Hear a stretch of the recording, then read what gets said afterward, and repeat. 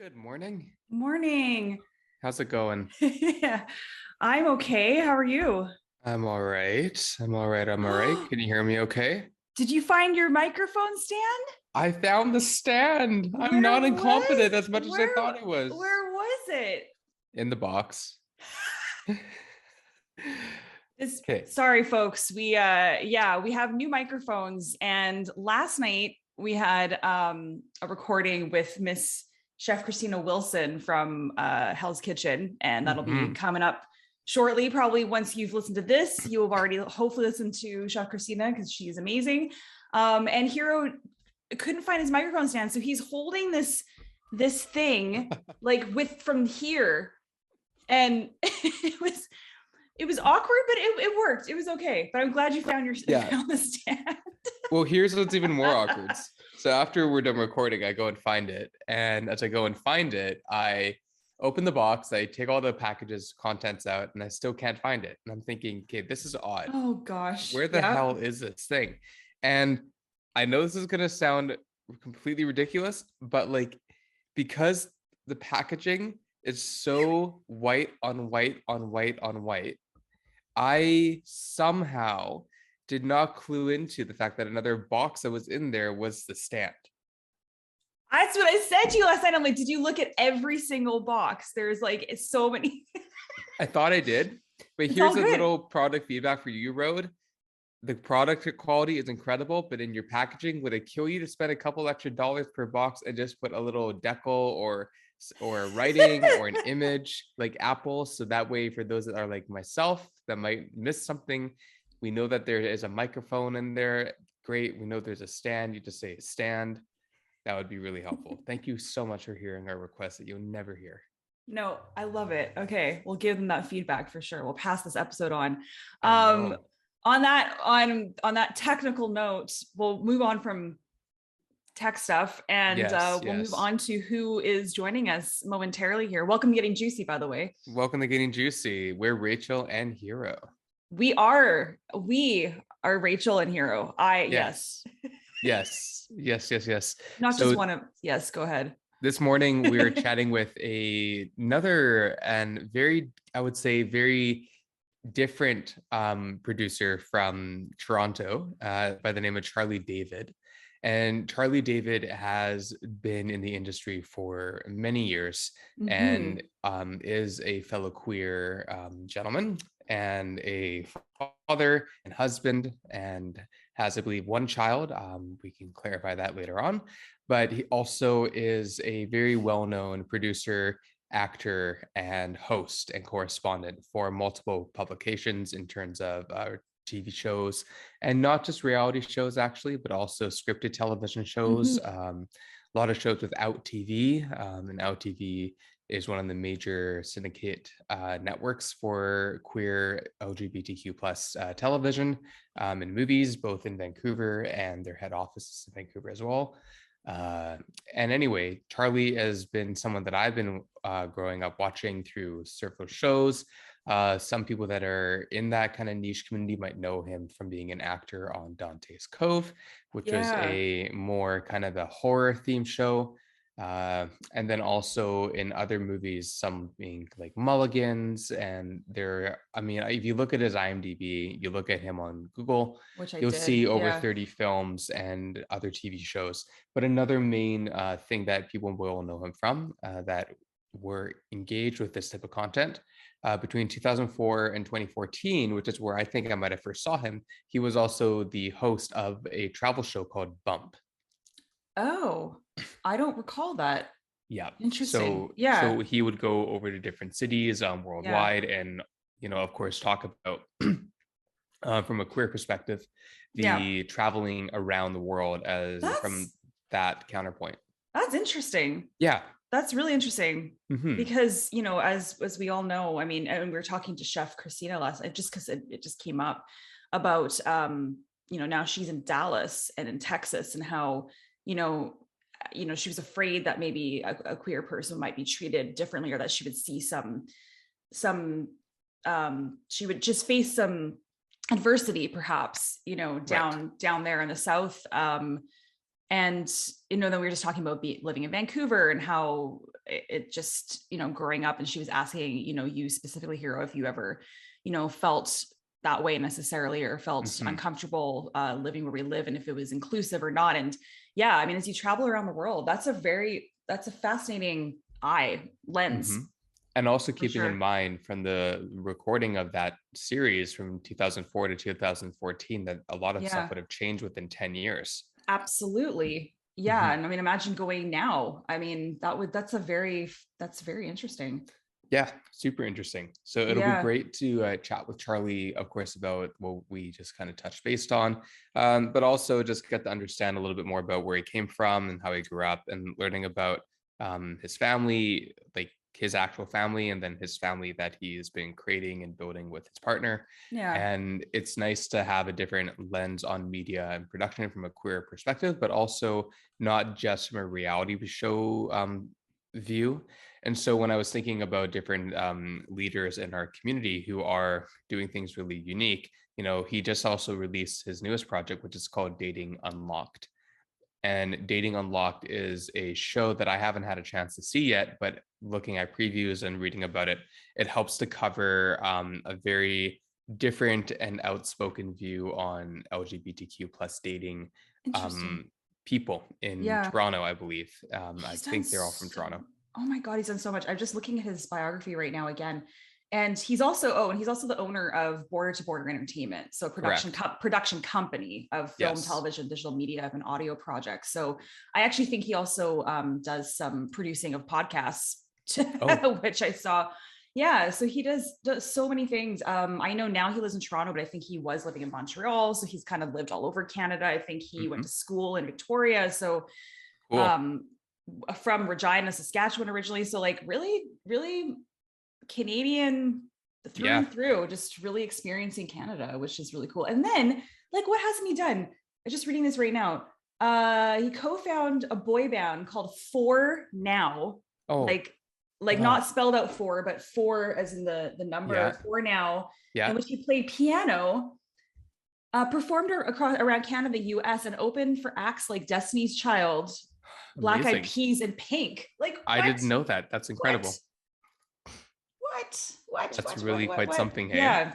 Just to have that kind of knowledge and scope of the entertainment and media, but also from music, from TV, from movies, from everything else that you're referring to, podcasts. So I think what will be really, again, interesting to talk about is to learn about how did that all come about, but also how did everything morph and evolve?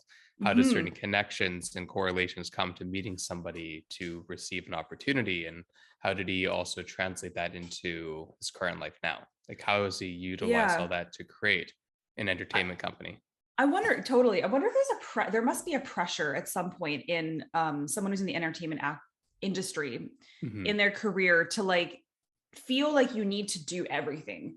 There must be, I'm wondering, maybe I'm wrong, but like feel like you need to be a singer, that you can sing, you can dance, you can on the drop of the hat, you can do all those things if you're asked to, because if not, then you might lose that opportunity or lose that, I wonder if there's that kind of that pressure perhaps, because I do, because it seems like even in someone's career, who was it, like Andrew Garfield, who is such a phenomenal actor, when he was in Tick Tick Boom, for example, right, and he didn't sing before that, but it's like that part you need to sing. So there are definitely, I mean, at that point, you're famous enough, so it's like, okay, we'll teach you, you're going to get all these lessons, we're going to put invest in you to do these things. And they wanted him so badly that he learned how to sing, and also like learning how to sing, you could be tone deaf and not really, he wasn't, which is great. But I just wonder if there's that pressure. I've got an accent all of a sudden. Yeah, for sure. There could definitely be a lot of different pressures that we would never even think about. Yeah. Hi. Hey, Charlie, how are you? Can you read? Okay, you know what I can just you did? read lips? Can you read lips? So I was pouring this big ass cup of coffee. Yeah. And one of my what are these things called? Earbuds? AirPods. Yeah. Fell right into that coffee. Oh my gosh. So it's caffeinated already. So I am sorry I'm late. No number problem. one. You're Number not. two, I can hear you at least through one ear. No? Can you No, hear me both. now? Okay. Yeah, Both? I can, amazing. yeah. Okay. So they're not completely rotten apples. We're good. You don't want to I- shove them in a bowl of rice. You're good. That's what I was gonna do, right? That works for everything, you know? Yes. But no, I think we're good. I did a little Oh my tissue God. dab and I yeah, love all it. good. I love Sorry. it. Unbelievable. It's so great to have you. Thank you for being so responsive and willing to come on and have a chat with us for an hour in your busy Oh day. my gosh. Yeah, thank you. Thanks for the invite and being patient with me to schedule this. I'm so excited to be here. Not a problem. Oh, All You look know at good. what? that cup of coffee. You got a big one too. I do. I pride myself. I don't have children, but I'm the best aunt ever. So that's Nice. yeah. This was a gift from my because my 2-year-old nephew knew he was giving me this gift, right? But it was a gift. It was a gift from him last Christmas. Cute. And I actually got this is totally off topic. I actually got off drinking coffee recently. I'm drinking some weird, like natural, I don't even know what's in it, to be honest. It's supposed to taste like coffee, but it's like herbs and whatever, and it's not Okay. caffeinated. I don't know. It How's tastes it like going? it's going.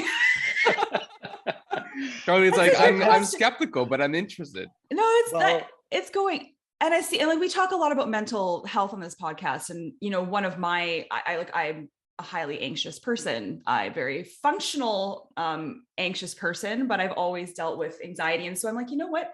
That coffee in the morning, I love that pep, but it really doesn't help with the anxiety necessarily. So I'm just trying something new. Anyway, enough about me. You're drinking the coffee. I am drinking the coffee, which is a step down from when I was a gym rat for a hot minute, take those like horrible pills like ephedra or something like that like so you can get on the treadmill and go or like do your thing and talk about like an like anxious energy that you're sweating from every pore and Yeah. you're on, but like in a not a happy way, at least not for me. It did not did not sit well with my body at all. But yeah, I'm maybe like you, like our systems are just really well. I call myself a lightweight, like a one drink situation, and I'm pretty good. If there's marijuana in the room, it's the same kind of thing. Like a little goes a very long way with me. Yeah, me too. So Me coffee too. and stuff too. But do you get the headaches if you're not having No, coffee? which is strange. I mean, I guess I'm lucky. I've only really had like 1 cup a day. So I've not really ever done more than that. But even that being said, I know people that will have just the 1 cup, they go off and they still get the headaches only with 1 cup a day. So no, I'm okay. But I love this random coffee conversation. I love this candid. It's morning, it's coffee talk. Like it's perfect. God, we're so Bring in Mike Myers, we're coffee good. talk. Yeah. We're so Canadian. That SNL. Oh, totally. Bringing that SNL skit and just trying to make it not so Canadian. I felt like maybe you two were too young to remember that, but no, not at all. I remember in high school. Oh yeah, absolutely. I think, yeah, we don't have to age ourselves, but perhaps Charlie, we could be around the same bracket. I'm pushing the 40, but oh, okay. Yeah, we're kind of ish. I've jumped that hurdle. Yeah. Yeah. I stumbled over it. I don't know. Yes. It wasn't a good jump, but yeah, totally. Oh I know. my God. And I can imagine that I just stumbled over 30. So we'll see. Oh, okay. You know what? You're not part of this conversation, Euro. Then, like, what? No, exactly. No. It's like I know. Like, screw off. You're not. Like, you're not worthy of this decade. Forget about it. Oh my God. All voices are irrelevant. So it's great to have you. Been obviously a huge follower of yours since growing up and seeing your journey along the way. We are recording, of course, and we did record a little bit about an intro to you and just kind of spoke a little bit about your history and where you come from and what you've accomplished in the past and where you're up to now. But we always love our guests to introduce themselves more formally and fill in the blanks and anything else so that way we can understand what's going on with you in your life and work from there. Okay, cool. Hi, everybody. My name is Charlie David. When I was 5 years old, my parents would not allow me to have a real pet. I desperately wanted a dog. And so I tied a string to a wiffle ball, and that wiffle ball followed me around for a solid year and was an excellent pet. who would sit and stay, not speak on command, but did a few tricks. I grew up in Saskatchewan in a very Ukrainian Polish little city called Yorkton. So I ate a lot of pierogies growing up. Still do, still one of my favorite meals. Played hockey and lacrosse. Hockey until I couldn't stand it anymore, basically, because I'd be skating around on the ice just singing songs from musicals and I love this. Loving that part, but hating the hockey part. And going to my father in tears and saying, you know, I don't really like this. Can I quit? But in my family, quitting was it wasn't allowed. Once we started something, you had to follow it through. Right. And he said, finish out the season and then you can hang up your skates. And I did, and my feet have been happy ever since. How old were you? How old were you when you stopped? I was 13. 13. Yeah, around 13 when I stopped hockey, and then continued with lacrosse. But yeah, it was fortunate with a good drama musical theater program in Saskatchewan, as well as Yorkton is the home of Canada's oldest film festival, and that's where I really fell in love with television and film. I would, sit in that dark theater and watch films from all over Canada and the world, and just kind of figured out that's what I want to do with my life. And so we've been fortunate to have a few shows programmed for their festival this year. One of our series, Dating Unlocked, was just nominated in the reality and lifestyle TV category. So that's always kind of fun to, that full circle scenario of what we do now and attaching it to something from childhood. So I don't know, there's a little something about who Charlie is. Yeah. Congratulations. That's really incredible to have that kind of full circle moment. I think it kind of shows the encompassing of where we start, how we get to where we are, and then where we are now, and reminding us about how it's always a journey, right? And with our podcast, we want to get to know our guests for who they are on their journey. I say this quite often in our introductions to our guests. It's common to ask questions that are very not irrelevant or not necessarily unimportant, but they might be more on the surface. They might be more kind of small talk. And for us, we love a little bit of small talk kind of dispersed into it, but we want to get to know who the person is and kind of the things that they may not have a chance to touch on, or things that are really inspiring to them that maybe people don't ask them about. So we just want to always remind our guests, this is a place for you to come as you are and to chill out and just have a great dialogue, and everything is on the table, and whatever you don't want on the table, that's totally okay as well. Yeah. Thank you. Well, I don't know many people who know the story of that wiffle ball dog. So really, because I love that. Charlie, you came into it like guns a-blazing, almost like so natural. Like this is just how I start all my interviews or whenever I talk. It's just the wiffle ball story. Yes. Yes. That's kind of what it sounded like. But and then what I was thinking, I just started playing pickleball, and guess what we use? Oh my God. Yeah, we use it's instead of a wiffle, it's a pickle. We hit the crap out of a wiffle ball. So I'm sorry for all your pets, friends and their family, and I'm so sorry. I'm gonna have to look this up. Pickleball. I knew that a wiffle ball was used for something other than dogs, but I really didn't. I don't know the history there. I love it. Oh my gosh. It's a Google search. It is a Google search, everybody, by the way. And it's not just for 65-year-olds. So just so you know, it's like it seems okay, just you'll know what I mean like when you Google it. Anyway. Yes. Anyway, where are you now? You're in Toronto, is that correct? I'm in Toronto. Yeah. I'm at home this morning. I mean, I think like everybody's life right now, our office can be some days a little bit Grand Central Station, and then other days like super quiet most days. Yeah. But just to make sure we had, some quiet for our conversation, I stayed home. However, my partner is also home from the hospital, and he's upstairs and on many Zooms as well. So hopefully we'll be able to kind of like keep ourselves segmented for the audio. But now, sorry, excuse me, are they okay, or do they work at the hospital? Oh yeah, work. Sorry. Okay, okay. Okay, that's Yeah. what I was wondering as well. Yeah. Okay. I was like, Sorry about that.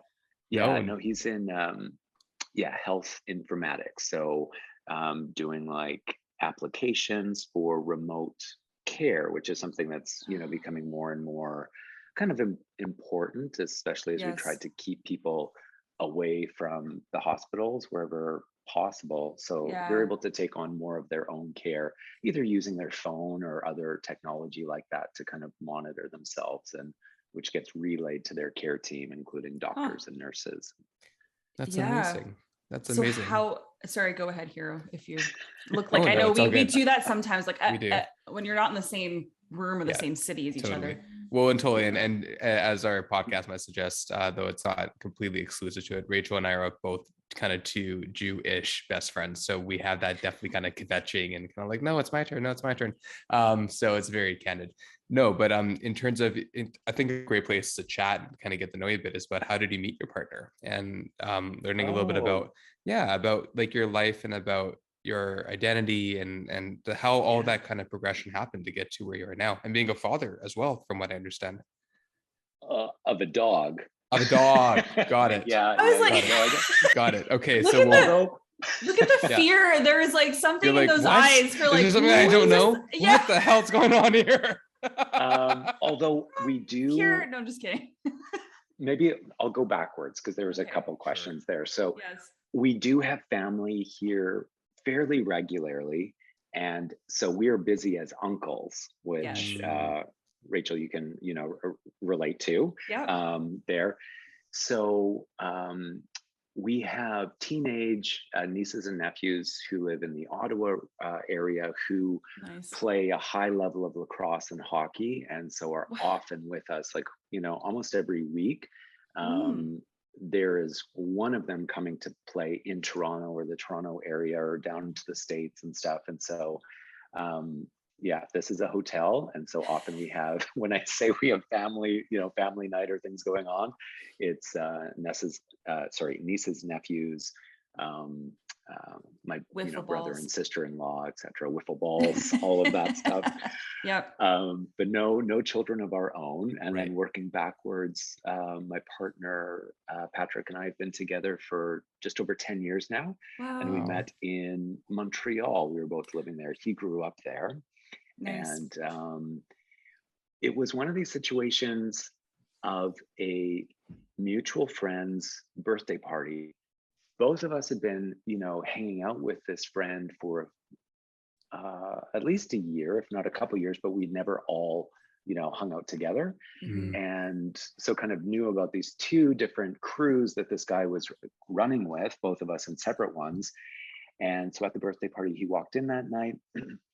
He was wearing jeans and a plaid shirt. And I was like, who is that handsome cowboy?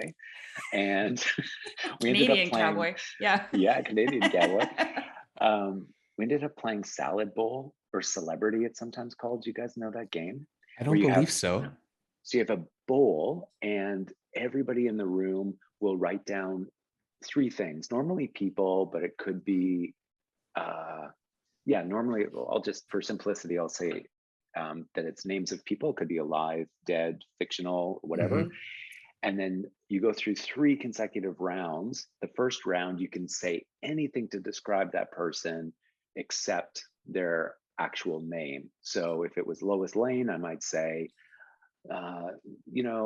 Superman Mhm. relationship, blah, blah, blah. And then people would be like, Lois Lane or the Mhm. Joker or whatever. Right. Anyway, you do as many as you can in a minute. And then in the next round, you can say only one word. And then in the final round, it's all charades. Oh, Oh And that's wow. fun. some people take it a step further and do a fourth round, or turn the charades round into under a sheet. So then you have, What? you have to act out Yeah. what Lois Lane would be, but under a sheet. Oh And my Oh my then, God. and I then your teams love are guessing. this. If you have not played this game, let me No. tell you, it is one of the most fun with a good group of friends. It's absolutely hilarious. I love it. So we're playing that, and I really liked his sheet game, and then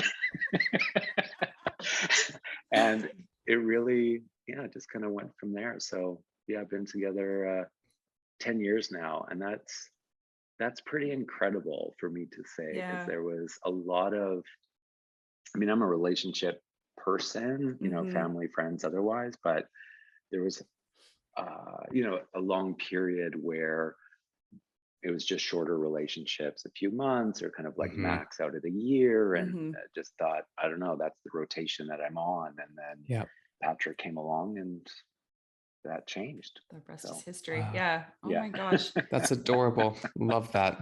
So you were in Montreal. Because just reading your bio, it's like from Saskatchewan, lived in Montreal. You went to school in Victoria, and you're in Toronto. Right. So I'm just like, holy, like just hopping around Canada. Like, been all over. So when you were in Victoria, you went to, what did you go to school for? It was in the arts? It was, it was the Canadian College of Performing Arts. It's a little, tap dancing college out there. So okay. And I mean, it was really great. It was a collection of, like-minded performers from across Canada. I think it was a bit of a mismatch for me, just because I knew I wanted to work in film and television, and this was like very musical theater strain, kind of like a Sheridan or Ryerson, like others have kind of specific programs. But what I liked about it is that it was a 1 year or 2 year certificate, so it's kind of like in out option. And I knew I wanted some training, but I also wanted to get on to the next steps. And so the next steps after that for me were left school early, moved down to Las Vegas, did music for a little while. Wow. Then moved to LA, did TV for a little while, and then was kind of back and forth between LA, Vancouver for kind of like from when I was 19 until later 20s. Then Montreal, and then Toronto now for 6 years. Wow. That's incredible. Well, I am 42. There's time for everything. Yeah, it's true. I will be 42. But I haven't bumped around that much and like lived in many places and done all that stuff. But I guess, when you're chasing perhaps, in the entertainment industry, there's definitely different cities that are possibly going to give you more opportunities than even specifically in Canada. So did you find that actually in comparison to, actually that's a good question. Like I'm just telling myself, good question, Rachel. That the difference between the opportunities that maybe you were given in Canada versus the States. I think, sorry. No, that's it. Yeah. Go ahead. That's it. Yes. I'll zip it. I think what that taught me going to the States at kind of 18, turning 19, through some failure, was resiliency. And so when I left college early, the reason I left was I was invited to join a boy band. And I read that.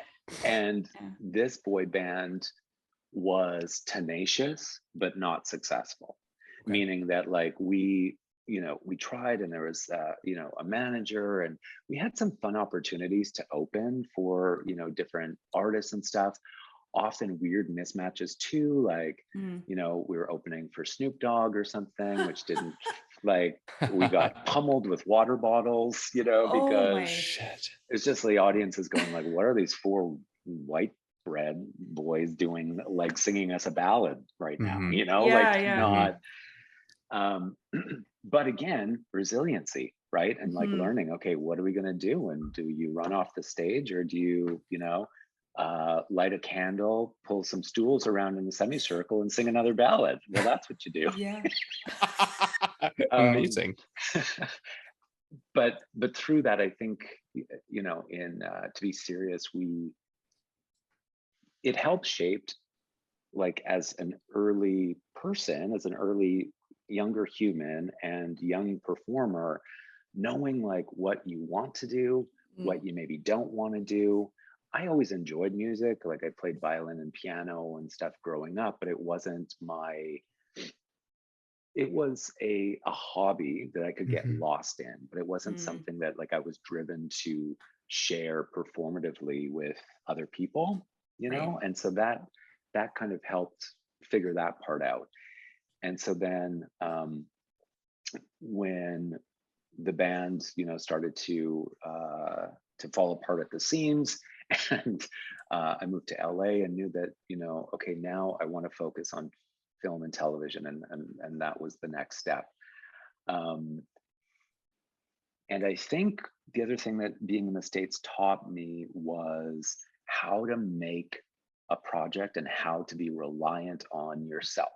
Because here in Canada, we have the benefit of a lot of wonderful arts programming and tax credit systems for film and television, and Canada Council for different artists. And in the States, there's much less of that. It's kind of like, if you want to make a show or if you want to do something, you're pulling together private investors, or, you know, you're selling directly to networks or whatever, but there's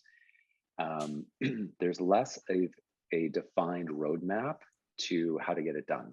So I think out of necessity, that taught me some of the path in creating shows, which, you know, fast forward to today is kind of what I do now. So so I think that part was helpful. But I feel very, you know, lucky now to be a Canadian, to have access to all of the awesome, you know, funding and support and interest in the arts that we have here, and think it's an incredible place to create and co-create all types of content. So I really don't have any longing or no longing or desire to like go back to Hollywood or go back to wherever, because I think the world has just changed so much too. It's decentralized, and that like we can create wherever the heck we are, you know. There's really, our only limitations are those that we put upon ourselves largely now. So amen to that. Yeah, it's true. Absolutely. Well, and that's very true. And I think the kind of the general scope that you gave about how you got to the different modalities, the different mediums of content creation and production, right? What I'm curious, and with that being said, is kind of what were some of the things that you noticed both as you shifted through these ways of creating content, as the times and as technology continued to evolve and societal cultures evolved, and then also in North America, the contrast, not just based on logistics, but people and culture and society. What was that like for you? If you could kind of look back in each phase to now, what are the changes you've noticed? You know, I sometimes laugh with the directors of a show I did called Bump, which was a world travel show, and it was a LGBTQ travel show. And the whole idea was we were going to places in the world where it was safe and welcoming for queer travelers. So where could I, you know, feel safe walking down the street, holding a partner's hand, that kind of thing? Because there's, at that time and still today, you know, there's a lot of places that are very unsafe for queer people. So kind of a dream job, you know, and got to see so many parts of the world. But it was also, I mean, when I started, I think I was probably still on Friendster, which neither of you probably know what that is. It was kind of like a pre-Facebooky kind of a thing. Familiar, but I don't think I was on it. But yeah, it's very familiar. But essentially, you know, being old enough to have been through a Friendster, a Facebook, Periscope, kind of like a pre-TikTok, you know, TikTok, YouTube, like all these things, and the expectations around networks, or me as a producer too, when we're creating shows now, we're thinking in such a different, holistic, multi-medium kind of way than we were when we were doing a show like that. And I think that has an implication on everybody's well-being and mental health as well, because back then, you know, it's kind of like we do the show. At the end of the day, I go home to the hotel room or wherever we are, and like you get to really relax. Now there's this expectation of like always on for everybody. And it's like, even when we call cut, oh, now will you do this TikTok? Now will you post to this? Now will you on and on and on and on? It's a constant kind of hamster wheel of production that I think can be engaging for your fan base, you know, in different ways, but it does create a whole lot of extra demands for everybody. Plus sides, like Yeah. maybe new discovery methods and engagement and stuff like that, which is awesome. Opportunities to have kind of, after show talks or Yeah. all types of things. But I often think of that show in specific and just think, what would that have been like if we also had the expectation to constantly be TikToking and Instagramming and tweeting and Oh my gosh. in Yeah. addition to our days like we do now. And I would have been huge, you guys. I would have been huge. I would have been the biggest influencer in the world. But I'm thankful I'm not. Oh my It's a lot to God. uphold for sure. Absolutely. But not only that, I mean, then now you're dealing with you're putting yourself out there as a performer anyway. And now you're even more so because you're on social platforms and you are allowing essentially people to in real time comment and connect with you. And it's not always positive. So right.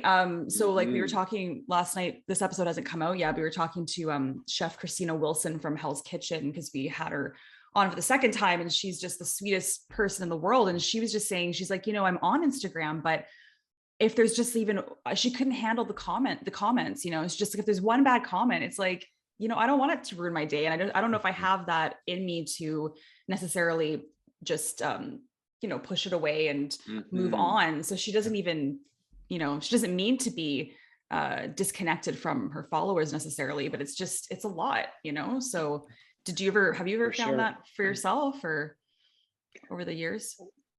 I think what I'm noticing now, I'll just kind of like refocus this into things that we're doing now for the safety and security of all our team members, because whenever we're making a show, it's really a community effort. It's like no one person makes something generally, in at least in film and television. And in terms of responsibility in positive ways, but that are also can be onerous for producers or show creators, comes in terms of preparation and ongoing kind of checking in with all of your cast and crew. Right. So on the shows that we have coming up, for example, the expectations from networks, we have to do criminal checks on everybody. We have to do psychological evaluations on everybody. They need to go to see one, therapist for an initial kind of baseline where you at. When we're done a show, they need to, it's recommended they check in with a different therapist who can then like check back to like where baseline was and where we are now. We have to make sure that, everybody has accessibility to book sessions with therapy if they need. So that's like one level of thing that has a lot of really positive stuff when you think about it, in addition to something like now making sure that we have intimacy coordinators on every show. And one of the last shows that we did, so intimacy coordination is... Please explain. So back in the day when I would do a show like Dante's Cove, which was a queer soap opera, and there would be a sex scene, we would essentially be thrown in a room, told to get naked, and a long, sequences of the camera work and stuff would happen, and we would be kind of following our own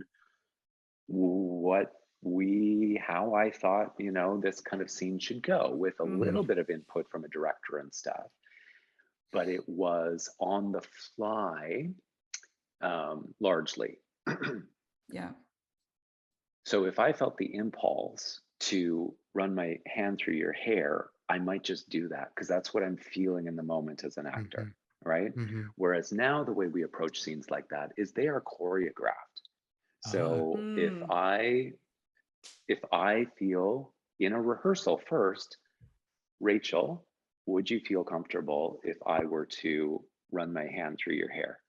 Yes, Charlie, that would feel good for me in this moment too. So let's lay the foundation with some communication and consent on both sides, and with director there, and choreograph it just like you would choreograph a dance or a fight scene, right? So that there's no moment of surprise. because there doesn't need to be.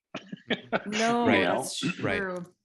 That's Because interesting. otherwise you can easily start, and I experienced this on that show, like in retrospect, going, okay, I did that and I came away, and when I saw the show, I was freaked out, because the truth was I saw it, and in my mind, I edited it a totally different way, Right. right? I had the expectation, oh, this is like, we have this little languid moment, and then, and we move into something else, and it's like 15 seconds tops, right? And then you Yeah. see the edit and you're like, oh shit, this is like a 5-minute freaking sequence that they've decided to like cut together like a music video sex scene, right? Right. Wow. And as an actor, like you don't, you were often, there's this hierarchical situation on set where you don't want to be the one to kind of like make a scene or Right. like raise your hand and say, what? Like, I don't want to do that, because there's all the pressure of money and time and got to get to the next thing, Yeah. right? So And you don't want to look like that kind of to be that queen person, or that. right? Yeah, exactly. Or high Yeah. maintenance or anything. Yeah. But now, this many years later, and being in the position of a director and producer, and having that understanding of what that was like for me, and so making sure that we have in place, and we do things like intimacy coaching, consent and communication coaching before anything like this. One of the shows we have in post, Avocado Toast season 2 right now, one of the characters is going through cuddle therapy, and so that was another one where we had somebody who is a certified cuddler come on the show and work with us on positions and stuff to ensure whatever was going to be done, that there was it was talked through first, then it was practiced, and we did exactly what we did in our rehearsal when the crew was in and we began to shoot. So back to your question, I think like there are more demands on production for the safe care and keeping of our team and our participants, which I think is a very healthy thing. The challenging piece for somebody like me, a business person and producer at the same time, being very open and wanting to do all of these things, often the budgets are not changing though. So it's like, how do I now accommodate, make time for, hire these extra positions that I need? I need to have an intimacy coordinator there in advance, extra rehearsals, extra Zooms on the day. It's another few people, right? Oh, yeah. And then the last couple of years with the pandemic, those budgets haven't changed, but now we also have to like make sure there's air filtration systems, make sure we're testing everybody, make sure there's COVID safety personnel on set every day. So it's a bit of the push and the pull of like, you're doing what you know is needed and is correct and is right and is the best for everybody. Yeah. And the just economy that any business will struggle with, where you're like, okay, and how do we make this work? It's one thing when we can plan in advance now for shows we're going to do next year or 2 years from now, and we go, okay, gas is also more expensive. We need intimacy coordinators and we need COVID supervisors in case there's this pandemic or another one. But 2 years ago, for the shows we've been doing for the past 2 years, we didn't have that magic 8-ball to look forward to and go, this is where culture will be in our society, with expectations around this type of communication and consent, practice. Or there's a pandemic coming up that's going to change how you work, right? So yeah, and that's a great segue in terms of the pandemic itself, and again with mental health and emotional health and wellness being so brought to the forefront for those that might have not necessarily been exposed to it or as aware of it, whereas people like Rachel and myself, which I can speak for, have been living with it our entire lives and are very dialed into it as a daily self-care and regulation method. So I'm curious to know about, on your side, whether if it's from your own personal life or those around you, plus the crews and the industries that you live in, how was that for all of you, as a very general kind of question? I think it was tough. I think to put it in its most simplistic terms, it's tough for everybody, right? Yeah. I think I really saw my employees and my crew kind of split into to two most kind of common occurrences. There were some of us who turned into like hyper crazy ass squirrels who were gathering every nut and working so freaking hard to like in anticipation of everything, like risk averse. I'm gonna like, I don't know, like just make everything happen and sell 10 more shows than I know we could ever make, and like do just like go into overdrive out of fear, you know. And then and others, and myself included, on other days just go into a complete shutdown, right? Where you're just like,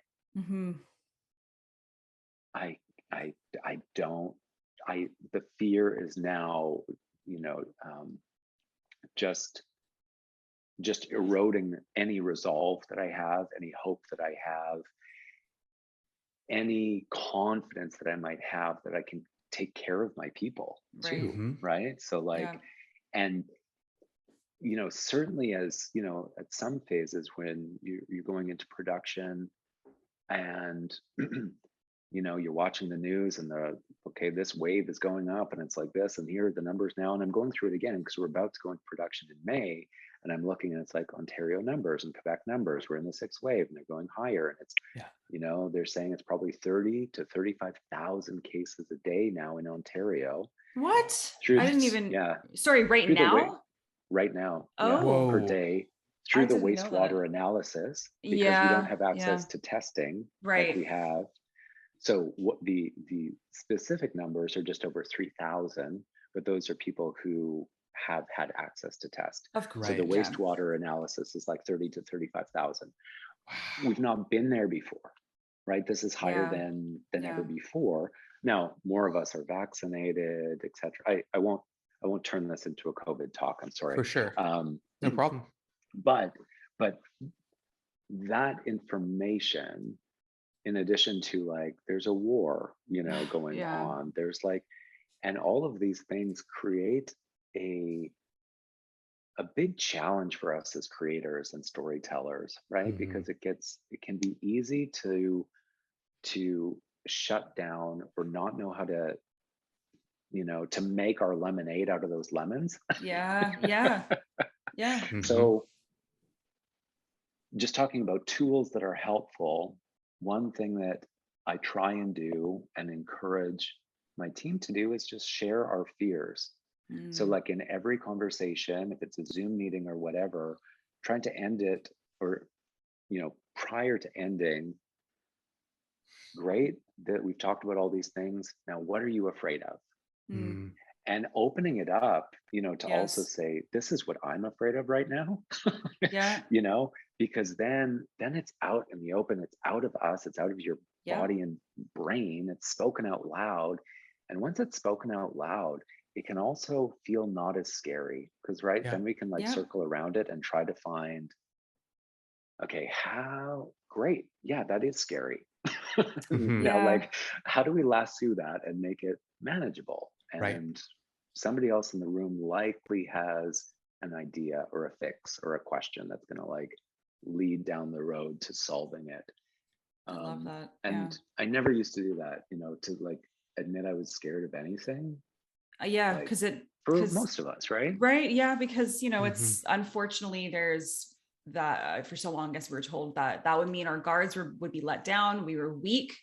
We were less than. There was all these, you know, a lot of negative words that come into play, and kind of unfortunately these days too is, you know, those that are, I guess it doesn't have to get into a COVID talk, but it just made me think about, you know, anti-vaxxers or people that are telling those that actually do believe that COVID is it's not a positive thing. Like, it's okay to be afraid of it. It's kind of like, if you're afraid of it, then you're a sheep, then you're weak, then you're, you know, so that still is kind of going, that's circling around that whole conversation as well. So I commend you for doing that, because, you know, we can't live in the darkness and think that those anxieties or fears are mean that we're, sensitive and not as important as the next person. So Yeah, and but to add to that though as well, I mean, I might be in the minority on this, and that's totally fine. I always usually am with anything, but I find, based on my self-expression and my ability to just speak what's on my mind without a filter, I've always been very candid in my life with people that I might be fearful of being judged by or whatever, and saying my fears, my concerns, my self-doubts, as a way of just being real. So that way there isn't this feeling of, am I being dishonest or am I lying? And not saying that those two things add up, but sometimes people can perceive it to be that way, even if it's not at all. So I kind of thought, if I just cut that out, then as long as I'm honest, regardless if it's what people want to hear or not hear, if they're happy or not happy, then my conscience at least is spoken for, and at least I'm being vulnerable enough to admit, like, perfect example, I just started a new job, I have no idea how it's going to go, but I'm excited.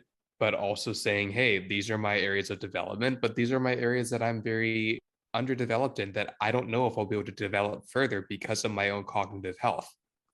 These are things that I might be capped at, and I don't want to feel like that means I'm a failure, or that I am incompetent at that part of that job or that role, because I am much more excellent and developed in other areas that maybe people might not ever get to that point. So that's a perfect tangible example that we can all go through.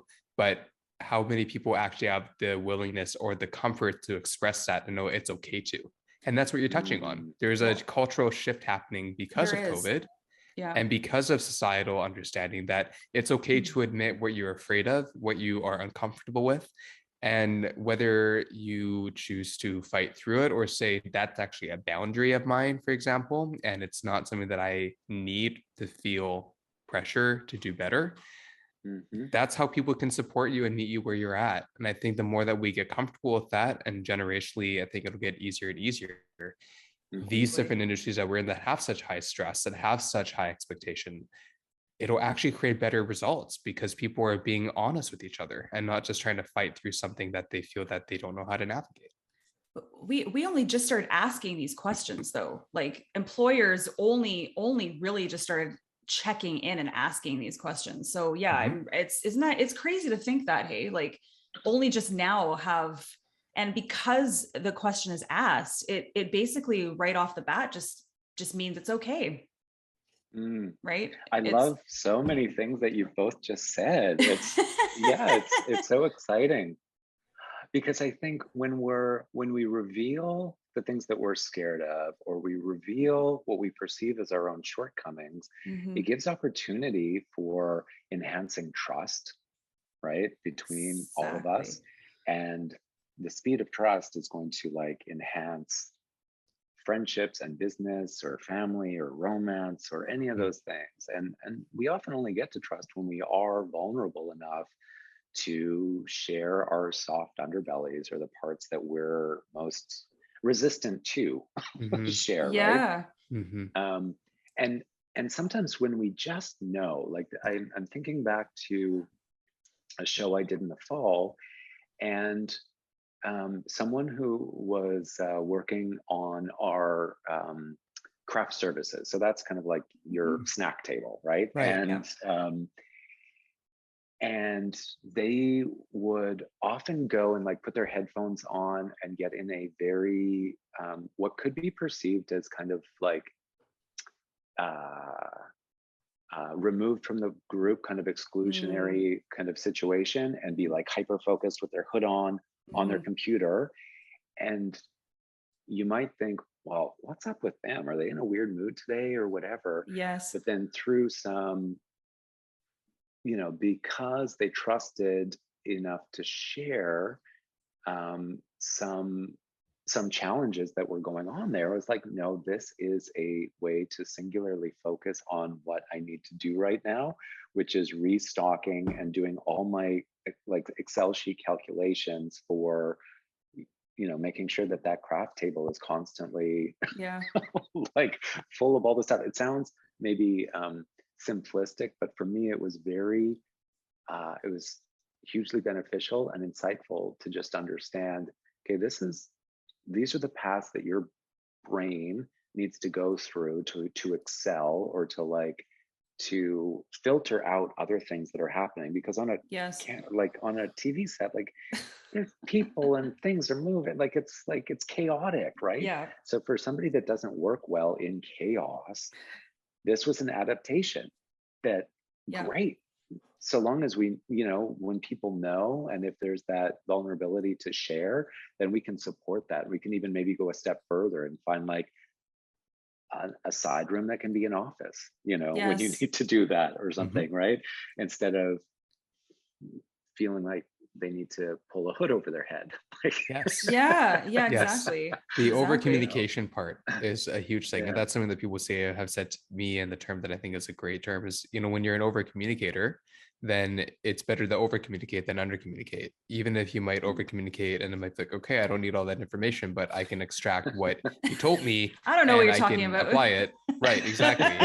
Whereas if someone is very much like an under communicator, then you miss things too, because sometimes you might miss things from it. Yeah. So I think it's better to have that balance, but it's better just to speak your mind and just be open and say kind of what's being felt. And then over time, people get to know the unique way that you think, feel, and express, and obviously see that you're talented and gifted and have a lot to offer. So that's something that you have to build a tolerance, but also build a compassion for. Absolutely.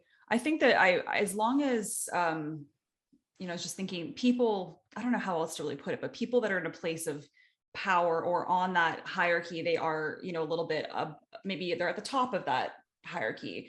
Those are the people that need to be making it, and yourself included, Charlie, making it okay, asking those questions, because it's the people that maybe work for those people who need to feel like it's okay, or that or just I think that's what we do in our podcast too, like the people that are put on those so-called pedestals, thinking that, well, they have their shit together, nothing ever goes wrong in their lives, like they don't ever get a chance to not be okay, right? Which is not always the case. And I think those are the people, and that's why we like to have people on the podcast in those positions who are saying and asking those questions and saying like, no, it's like, I also go through this, right? So so hopefully we'll keep having these conversations, what I love so much about this. So I think so. Yeah. And, I think it comes on both sides. It's like approaching new situations, like a new job. Oh my gosh, I'm wearing a butterfly shirt, but like I got butterflies when you said that, because I was like, what would that feel like to start a new job? It's fucking terrifying. And it's my first job as a manager. So it's terrifying. And exciting? Or do you have a mix of both? Both. I definitely broke down into tears because basically the very shorthand is that I just got over having COVID. It's like my third day of having like no symptoms.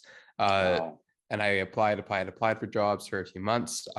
Very Cole's Notes was a yoga teacher full time. That's how I met Rachel, and then chose not to teach as of December of last year.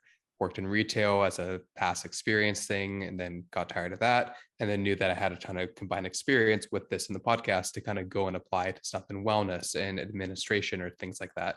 And I knew that I was ready to be in some kind of leadership role that can combine the experiences.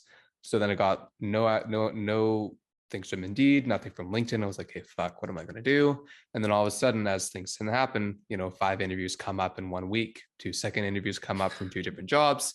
I have COVID. And then having to basically go from a turnaround period of a week from first to second virtual interview to then starting the job, training, and then now as of yesterday, and then after this today on site in the space that I'm working in. So it's all a lot of anxiety and anticipation and stress, but thankfully very relaxing environment and very supportive people around at the highest and the base, and just seeing what happens. Like there's nothing to lose, only the gain.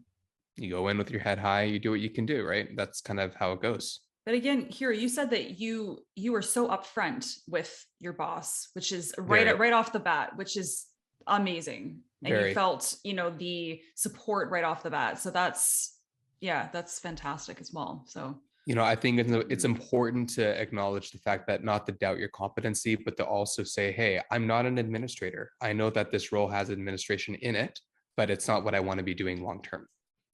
the skills that are applied to this role that are Mhm. more, let's say 80% of it, or whatever the higher percentage of it, I am probably much more competent and excel beyond some people based on my experiences and how I show up. And that shows for itself. But this other little bit of it that is also important, I don't know if I can sustainably do that. And I'm concerned about my competency and my proficiency to learn those skills, be accountable for them, and actually do the job correctly.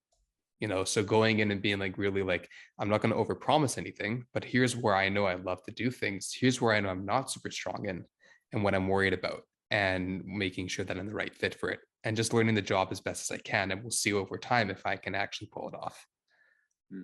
Yeah. So it's a That's fine great. balance. Yeah. It reminds me of a conversation I had with my sister, one of my sisters, earlier this week, and she's an elementary school principal, and she's doing Wow. a master's right now in Hmm. kind of with a focus on diversity and inclusion, and Oh, wow. it's in small town Saskatchewan, and so there's kind of unique and some expected challenges that might be there. But what she's empowering herself to do lately is, if parents come in and have a question, or another teacher or whatever, Mhm. is just, instead of the kind of fake it till you make it, is knowing it's okay to say, I don't know Mm, as well, but yes. but I'll try and go find out, Mhm. Yes. because, and then do the work to learn or figure out whatever that is. But I think sometimes, back to your point of, and any of us can do this, it doesn't matter where somebody might be on, kind of a power hierarchy of wherever we are, Mhm. Mhm. but the instinct to, again, to not show our vulnerability by pretending that we know Mhm. something, Yeah. and then instead, and I do that more and more too, just saying like, you know what, I don't know, as well as I effed that up. Like, I Mhm. made it. Right. I shit the bed. That was horrible. I Yep. shouldn't have said that. Shouldn't have done that. Should have Yep. approached that differently. And can we give that another go? Can we start again? And I Yeah. think that's it's helpful. It takes humility. We have to take that big breath to sometimes have those conversations. But again, I think there's always, or generally, an opportunity to then strengthen whatever relationship that is, whether it's like employee to employee, or friend to Mhm. friend, or Mhm. whatever. Um, and awesome growth that can happen. Absolutely. Mhm. Absolutely. I was looking at the time and I can't believe it's almost 10 o'clock already, which, well, no, wait, 3 hours ahead. Yeah. Was So 1 1 o'clock for o'clock. you. Yeah. Yes. Yep. Yeah. Which, because I'm just like, I have more questions, but I know both here when I have day jobs. So we We both all do. have Yeah. to. Well, is there anything else any burning question that you want Um, to dive into? I do. I have yeah, one for go sure. ahead. And part of it is also based on the fact that with you're working on probably multiple projects at once, but, seeing that you're with Dating Unlocked, and then it seems like it's been doing very well. I haven't had a chance to watch it, but I don't know if I can actually, I don't know how I would stream it or find it. Mhm. Yeah. So Dating Unlocked is a dating reality show Mhm. that features a LGBTQ plus cast, which we're really excited about, because Nice. a lot of dating shows, sometimes there might be a queer person as kind of like a token member, Yeah. Mhm. or sometimes when there has been a more queer show, it's kind of focused on, like Prince Charming, which is a really fun show, but it's all gay men. And so we Right. Right. wanted to do something that was like for people who are poly and non-binary and monogamous or Right. asexual, or just like Yeah. everybody's invited. Yes. Yeah. Yes. And we had so much fun doing it, and I think there was a lot of wonderful learning for everybody involved, as well as we filmed in June and July of 2021. And so Toronto, we were in lockdown for like 6 That's right. months. Mhm. So we were just coming out of that. So everybody was very hot girl, boy, Yes. like Yes. hot human summer, Yes. wanting to Yes. feel all the feels, Yes. Right. which was really fun. It made for some great energy on the show. And that's another one where, you know, we really practiced with the communication and consent, as well as it being a no drugs or Totally. alcohol set, because we wanted to make sure everybody was in the Wow. driver's seat of Love. their own decision making at every step of the way. Because if you've watched other reality TV, especially in the dating world, often you'll see these like just tables full of alcohol, and Oh, it's kind of yeah. a free for all. Hmm. And Yeah, then people end up sometimes making decisions that they might regret. We just want to make Right. sure, like, you totally. know, when people watch back our show, that they feel great about Hmm. having participated, having been involved, Yeah. that it was a positive experience for them, and not Yeah. something that they're cringing or like going, "Oh gosh, I hope nobody sees this." Yeah. Um, and so to your question, Hero, Dating Unlocked is on OUTtv in Canada, as well Hmm. as their channel on Apple TV and Amazon. Okay. So in Awesome. That's Canada, that's how you watch it. And then elsewhere in the world, if you have OUTtv, it's in a lot of places now. You can try that. Um, or it's on Vimeo. It'll be Google soon, or just visit our website, which is Hmm.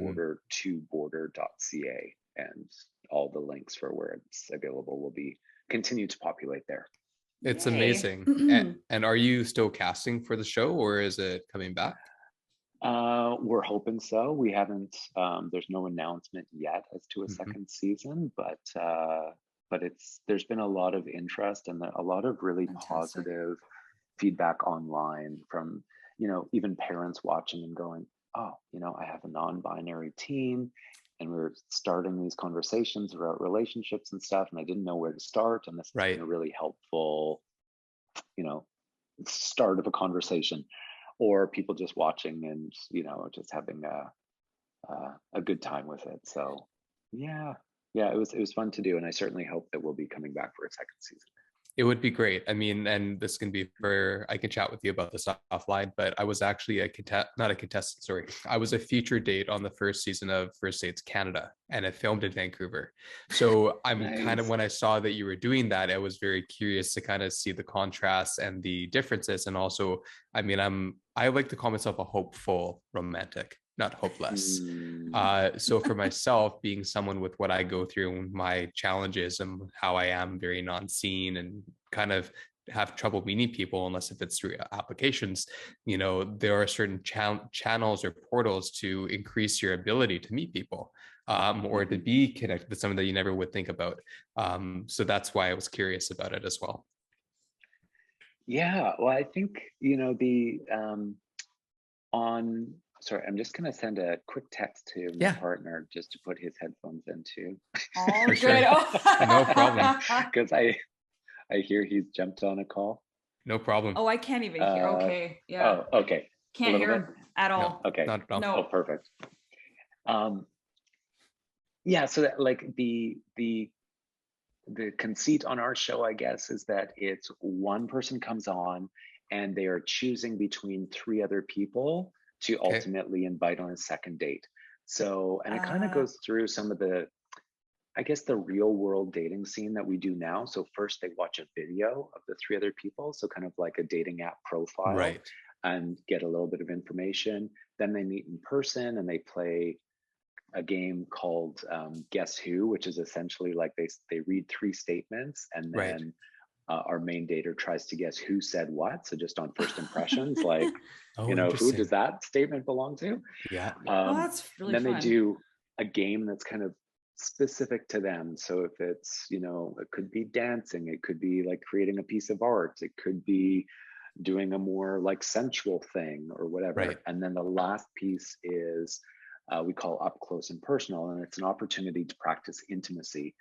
And for us, we frame it like intimacy does not mean sex or exclusively Right. sex. Intimacy can be holding hands, it can be having a deep conversation, it can be sharing an eye gaze with somebody, it can be a slow dance, it could be a striptease, it could be making out. It's like Yeah. Yeah. this buffet table of options that you can explore through communication to figure out like, this is what I'm curious about. Like, how do you feel about this? And getting to a place where, again, those daters are always in the driver's seat without an expectation of like, oh gosh, I need to take my clothes off. Oh gosh, I have to kiss this person because the TV producers are expecting it. You know, it's like, no, or the public is expecting some drama, and I've got to, you know, kind of totally manufacture that's really cool. something, right? Right. Yeah, exactly. I love that. That's super awesome. But I think a lot of people were like you in being hopeful romantics, because, you know, like, I'm not a professional yenta. Like, we were just like, you know, we get these submissions from everybody and we do our best, which was challenging too, because it wasn't just, you know, set up man with woman. You know, like a lot of it was like monogamous, non-monogamous, like, you know, I'm into kink, I'm not, I'm into and trying to pair 4 people for each episode that might kind of connect. And were we ever surprised with the number of people who chose second dates and like who wanted to continue the romance and really I'm gonna watch this. The connection. Because I kind of thought, well, I don't know, 50-50, like some will say yes and others will be like, no, you guys are out to the left field, there's no no connection here. So anyway, thank you both so much for inviting me here. Thank you so much for having the time to chat and connect on so many different spectrums and planes. It was fantastic. I'm sorry, Rachel, did I cut you off? All I was going to say is I just got so curious. I was just going to say, have you done a follow-up with any of them? Has anyone stayed together? Are you allowed to say that? Yeah, we did do follow-ups with everybody. And I think that there's probably a few where there's been a continued connection. So out of 10 episodes, I feel like that's probably pretty standard, like in terms of statistics of like post first date, you know, what might actually happen once we get into the real world. But lots of friendships continued and lots of good just ongoing relationships with us too. There's one of the daters who will be on our the 3rd season of Drag Heals, HEALS, which is a documentary series that we do about the therapeutic aspects of drag as an art form. So we're going into production on that starting in May, and one of our daters will be joining because they also do drag, and we discovered that, and we're like, oh my gosh, you're fantastic, like as a drag king, you do like really awesome stuff. So that's the fun thing about doing shows like this too, is starting to see all these different super creative humans and where they can, you know, fit in this big quilt of creation. Absolutely. Fantastic. Well, keep doing it.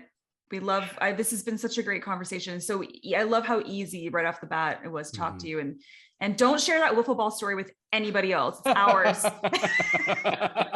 It's only ours. It's yours. Thank you so much for the invite and You're welcome. taking so much time with me today. Absolutely. Vice versa. We'll chat with you soon, and I'll shoot you a message offline as well and further connect with you about all that. And thank you so much for your graciousness and your willingness to share. Great day. You too. You too. Take care. Bye. Bye, Charlie. Bye.